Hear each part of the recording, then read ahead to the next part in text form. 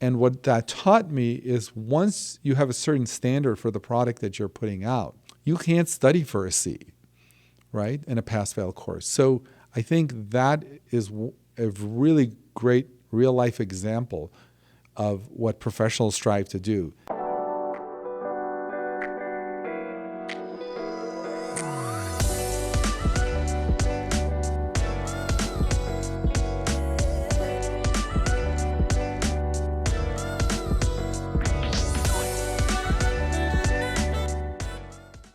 Hi, welcome to another episode of Baktari MD.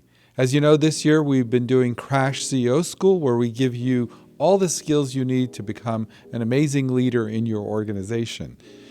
Today I want to talk about a very broad topic that sometimes is misunderstood or people maybe not really think about it, which is what it is to be a professional. I think a lot of people feel that professionals are just athletes or people who've gone to medical school or who have become a violinist or what have you. But professional is actually a stature that anyone in any field could achieve by adopting the same traits that we expect in a professional athlete, in a professional singer, anyone who's considered a professional. That really resonates with people, and at the end of it, it really means something. So you probably would not expect, a basketball player to show up an hour late for a game. You wouldn't expect someone who's putting on a concert to forget what night the concert was. And so while we don't really talk about it, being a professional means a set of standards that would apply no matter what field you're in, whether you own a landscaping business, whether you have a moving company, whether you run a pawn shop. It doesn't really matter. The fact that being a professional is something that anyone can be in any field means that you have to strive for it, even if you feel that the industry you're in or the work you're doing doesn't really call out for the person to be a professional. Professional label or status is given to someone who upholds a certain standard. And we're going to talk about that. What is it about being a professional that's very obvious and people recognize it when they see it, but it's not always clearly defined, right? So if I'm a young person and I want to strive to be a professional in whatever I'm starting to do or whatever business I've started, what does that mean that I'm going to hold myself out as a pro in this industry? Well, let's break it down a little bit. Let's get it a little bit granular. And I think we can get to the core of what a professional looks like and what it takes to be a professional. Because at the end of the day, if you are a pro in your industry, whatever it may be, your chances of succeeding are going to be significantly higher, not only in the eyes of your clients, your customers, but even the people you bring onto their organization. I don't think it's any secret that people take pride in their organization if it's run professionally, if there are pros at the helm of it. You can only imagine what that does to the overall morale of staff, customers, everyone. So there is something very important about achieving this status that your company are professional. Like I said, even if it involves something that maybe traditionally people, might not feel like driving an Uber is really a profession, but it is. And what you will find is no matter what industry you're in, even in that industry, when you see a pro, you will know it, right? It's going to hit you over the head. So let's go over it. To get granular, the first thing that people associate with being a professional is competence, right? Because you could have everything else, but if you're not competent in what you're doing, and that shows, there's no way you can sort of get the professional label, right?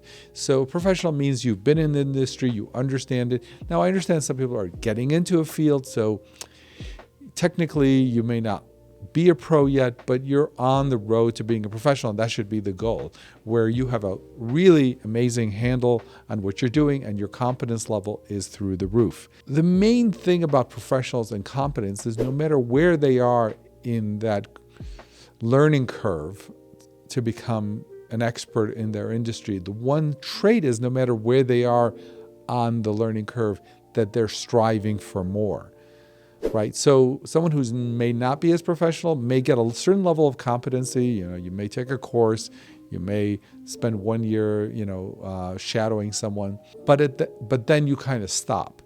And I think this is one of those traits that's pretty obvious to see versus someone who's always striving to get to the next level.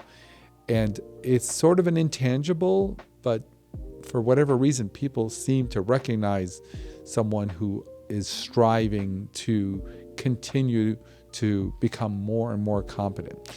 So competency and being a professional are tied, hand in hand, right? Let's take sports, and we'll do a lot of sports analogy because I think everyone can relate to it. If someone is not a great basketball player, they simply will not become a pro in the NBA. No matter how many of these other traits we talk about that you may have, at its core, you have to be competent at what you do, and often very competent. So you can't substitute other traits for being the Michael Jordan, ideally, of what you're trying to do. And even if you're not Michael Jordan, you should certainly have that as a goal to be the best. So in terms of competency, it's there.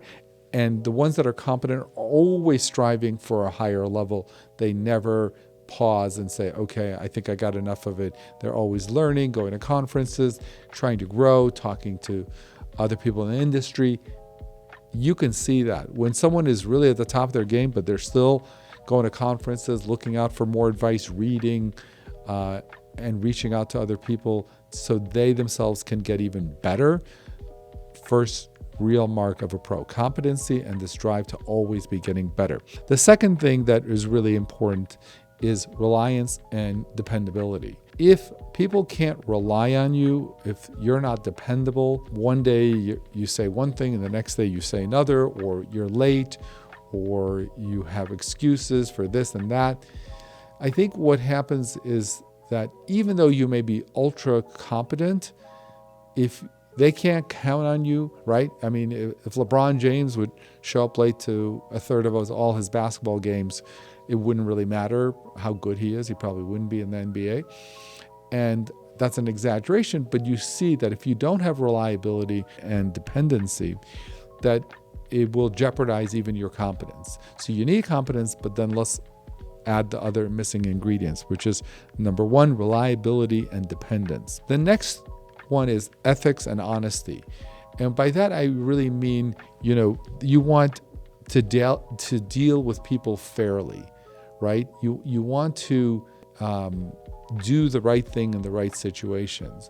Often you'll see when you're dealing with someone who's very competent, but also is very fair, right? They don't try to take advantage of a situation. They're not going to exaggerate if something is this way or that way. They're going to focus on being straightforward and direct. And I think that complements the competency, right? So if you have competency without the reliability, without the dependency, and then there's an issue in terms of dealing with people fairly, because that can undermine your professionalism.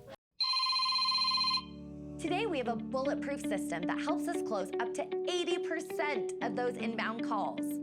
Our high converting call class will teach you how to demonstrate your authority quickly without being pushy. We believe that many businesses out there can benefit from this, and we promise to help you achieve your revenue goals by converting more of your incoming calls into actual sales. For more information, please visit our website at highconvertingcallclass.com. Stop waiting for the sales to come to you. Put your revenue into your hands. The next one is compassion and empathy. What you will see running through every true professional is empathy, compassion, and enthusiasm for clients, for colleagues, for other people in the industry. I have one friend of mine who's a big giant in his industry, but besides knowing them more than anyone else in that industry, he will answer anyone's phone call and help anybody, give advice to anybody, and without any expectation of anything in return. That, along with his competency and knowledge base, makes him the real authority in this industry, because not only does he have all this information, but his ability to have compassion, empathy for people in the industry, for people in his organization, for his clients, elevate his stature as a professional. The next one is probably, even though it's down the list, is probably one of the most important, which is striving for putting out your best product, right? I think people who are not professional, the kind of product they put out may vary from day to day or month to month, or if there's a personal crisis in their lives. One of the best examples I like to give of this is you rarely see, let's say, a professional athlete who had a fight with their spouse the night before. It's possible, but you rarely, see that impacting their performance, whether it's a male or female, whatever. Or if, let's say, they were involved in a bad business deal the day before, or they got some bad news. By and large, rarely do you look at someone on stage or an athlete on TV and say, oh, wow, he must have had a bad day yesterday, or, something must be going on with him. So what does that tell you then if you can say that about your accountant, right? If you go in a meeting with your accountant and he's a little off, and you're like, wow, and then you find out something's going on with your TV repair guy or your whatever. The point is, what is going on in their lives? I mean, everyone's human. I'm not saying if something tragic happens, it won't impact the person, but I'm talking about the ups and downs of daily lives, not the sort of once every 10-year life events, which is horrible. But the regular ups and downs of daily living, getting a ticket in the morning when you're driving to work, whatever it is, those kind of things, when it comes to a professional, has minimal to no impact on the product they put out. Doesn't mean they're not thinking about it, doesn't mean whatever. They're human, we're all human. But the ability to have those things impact, meaning what's going on what's going on in their personal lives or other aspects of their lives, impacting the product they put out. And in fact, there are some people where if they feel they can't put out their A game because of what's going on, often, they'll take a break or take a week off, whatever, because they're so ingrained to only being able to put out one product. It's interesting. I was trying to think of an example where this applied to me, and actually one of the most glaring ones that I recall was when I was in college. In my last semester of college, I was given an opportunity to take a course pass-fail. So I figured, wow, an opportunity to take a class for pass-fail. So I'm going to take this really hard advanced biology class, but I'm not going to have to work that hard because it's pass-fail. So all I have to do is study for a C. I'll pass, and I'll be able to take it easy in this course. So what was interesting is, so I started the course saying, okay, let's study for a C, right? And I'll be able to kick back. But what's interesting? I couldn't calibrate what a C looked like, right? Because I was trying to get A's in college, and so I didn't know how to study for a C. And I really tried my best to study only to get a C or B minus, whatever. And what was interesting is that I took the final and I got it back, and I got an A. And what that taught me is, once you have a certain standard for the product that you're putting out, you can't study for a C, right, in a pass-fail course. So I think that is a really great real-life example of what professionals strive to do. They don't have another product, right? They don't have multiple gears that they're going to put out.